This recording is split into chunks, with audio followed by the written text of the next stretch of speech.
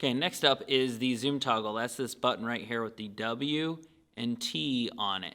So when you put your hand in the hand strap, it's right here where your pointer finger is. So we're going to use this zoom toggle here. So as I push the T button, you'll see that it slowly zooms in. This is a pressure sensitive switch, so if you push harder, it zooms faster. And you can actually change that setting. So if I zoom in all the way that this can go, this is the optical zoom only, which means the lenses are doing the work. You could set it up digital, and it means it's just going to blow up the image like you would have on a computer, but it starts to look crappy. Watch what happens here. What happens if I jump beside the camera? Ready? See how it shakes a little bit? Well, the thing is, there is an optical stabilization that you can have, and I turned it off. A lot of cell phones are just starting to come out with optical stabilization, so this is another reason that video cameras are still better than cell phones, and cell phones can't zoom in.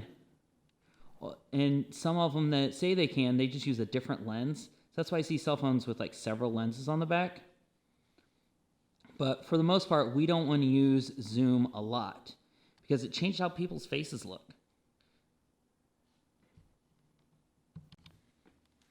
All right, so the zoom toggle also controls the volume on the camera for playback. So I'm talking here so you can hear whether the volume goes up or down when I'm pressing the zoom toggle. So W makes it quieter, T makes it louder. If you are going to use a zoom at all, a tripod is a must. If you don't have a tripod, your shot is going to look shaky. So as you zoom at all, if you've ever tried to zoom and hold a camera still, it's going to start to shake after a while. So I'm also going to put a couple examples on when we can use zoom to be creative, such as shallow depth of field. So you can show something up close, and then you can change where the camera's focus is and show something far away. And also when you're trying to do forced perspective, when you have someone that's very big and very little, but they're actually the same size, and it's kind of throws this cool little effect in where it plays with your mind on what is actually big in reality.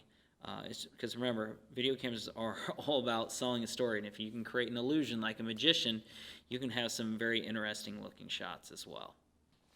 One last thing is when we're talking about zooming is sometimes we just like a nice still shot, and when you do editing on the computer, you can actually slowly zoom that shot in a little bit without losing much quality. So sometimes we like to do that in what we call post-production video editing, to where we can do slow zooms or even a slow pan when we zoom in just a little bit and move the image a little bit, because moving pictures look more interesting.